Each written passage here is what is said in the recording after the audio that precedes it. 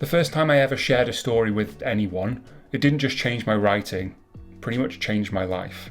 If you feel scared to share your writing, you're probably telling yourself that's because it's bad or it's not ready yet. But the thing is, even if that is true, and it probably isn't, not sharing anything at all is actually taking writing progression away from you. When I finally took that leap of faith and shared something I'd written for the first time, no hyperbole, what happened was probably the reason I'm sitting here today as a writer and editor instead of having given up entirely. So I want to tell you that story, plus another quite embarrassing one, so you can learn what I learned a bit quicker, that maybe you actually are ready to share your writing and that you deserve the good things that will come from doing that.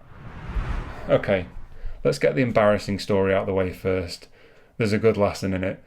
I want to tell you about a poem I wrote at university. I studied in North Wales, and one of the modules was on poetry.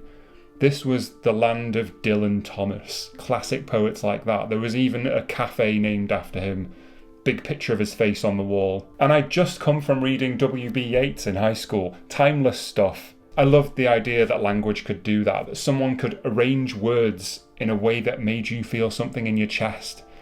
I'm sure you know what I mean. So when the assignment came, we had to write our own poem. I had all of this in my head, all of this greatness, all of these people who'd done something remarkable with the exact same language that I had access to. I put pen to paper. I gathered my thoughts. I crossed out and added in, and I wrote a comedic rhyming poem about a talking goldfish. I'm dead serious. I did that.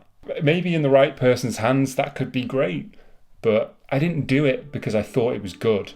I didn't do it because I was trying to be clever with it. I did it because I looked around that seminar room at the other students who all seemed way cooler and way better read than me, and I assumed they'd all produce these heartfelt, searching pieces of poetry, and then there'd be whatever terrible poem I tried to cobble together. And honestly, I couldn't face that. I couldn't face being the person whose poem was just terrible. So, right among the spirit of Dylan Thomas, I made a joke of the whole thing instead. I thought if I made everyone laugh on purpose, I'd never have to know whether they were laughing with me or at me. But here's what actually happened when we shared the poems. There were good ones, and there were not so good yet ones. And we talked about all of them. Nobody was mocked, nobody was belittled or looked down on. The room was really quite kind and curious, and I sat there with my stupid goldfish poem, thinking about what I might have written if I'd been brave enough, and what reaction I might have got to that. And I never wrote another poem. To this day, I still haven't gone back to poetry, even though I really admire it and those who are capable of writing it. But I did that to myself. I closed a door because I was afraid of what might be behind it, and it's still closed. That is what hiding your writing away can cost you. But I want to tell you about a different moment, a few years later. I'd been writing short fiction by this point, finding my feet, working out what I wanted to say and how I wanted to say it, and my then girlfriend asked if she could read something that I'd written. And I said, okay. I don't know why. Probably just couldn't think of an excuse or any more excuses. But I was instantly worried. Not because of who she was thoughtful and honest, and I trusted her completely. Still do, we're married now. I was worried because of what I thought my writing was. Something to just move past quickly. Something she'd read and hand back to me and say, yeah, very good. What do you fancy for dinner tonight? Not because she'd be cruel about it, but because that's what I believed my writing probably deserved. So she sat and read it in the same room as me. I was so uncomfortable. I put the TV on and I heard nothing of it. I was just waiting for it to be over, really. Then she stopped scrolling. And I thought, oh no, she's finished. I looked up, ready to learn that, of course, I'd been right all along, and it was terrible, and I had no business being a writer at all. But she didn't say anything. She just quietly sniffed. I'd somehow made her cry with a short story I wrote about a little kid who's scared of the boats in the park. The story I'd written had done to her exactly what it had done to me when I wrote it. It had reached her somehow. And I'm not telling you this to brag at all. That story needed work. There was plenty wrong with it, but it did have something real in it, I suppose. And she felt that, and I hadn't thought that would be possible. That was the moment I decided to keep going with writing and to keep getting better. And if she'd never asked, or if I'd said no again, I don't think I'd be making this video. I don't think I'd have written the books I've written or built this channel or be sitting here talking to you about any of this. All of it traces way back to the moment I said, okay, and handed over a story I was pretty sure was bad. So here's what I want to say to you.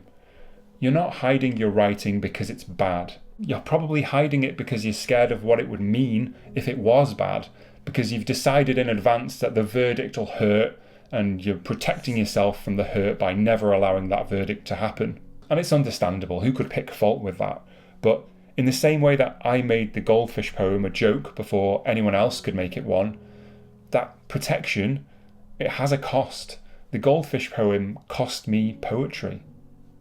Ask yourself, what might your version of the goldfish poem be costing you or holding you back from? I work with writers of all experience levels every single day, and they all have strengths. Here's the thing about whether your writing is good enough to share. Good enough for what? For a publisher? Maybe not yet. For a literary prize? Possibly not. But good enough for another person to read and feel something, to recognise something in it, even among its imperfection. Good enough to maybe be moved by it, or to see themselves in it, or to just think, that was cool. Almost certainly yes. And that's what writing is actually for. The other thing I want to mention is that the room is almost always kinder than you expect. And even though it sucks at the time, if you do encounter anyone who isn't kind, they're a bigger loser than you'll ever be. Let's just be thankful that we're not them. The people who read our work are almost never the brutal judges we imagine them to be in our heads. They're readers. They're looking for something to connect with. They want us to succeed. You belong in the room. Whatever room that is, a writing group, a partner reading over your shoulder, a post on a forum, a story shared with a friend, you belong there. Your work belongs there. Not when it's better, now, because that is how it gets better. You have to air out your writing and let it breathe and introduce it to the world. If you're looking for a room specifically built for that, a community of writers at every stage who understand that sharing imperfect work is the whole point, not something to be ashamed of, that's exactly what I've built. It's called the First Draft Writers Club. A 30-day course, a community, weekly live streams, and a space where nobody's laughed at for the literary equivalent of a talking goldfish poem. The link's below. Come and share something with us. We'll be glad you did. You'll definitely be glad you did.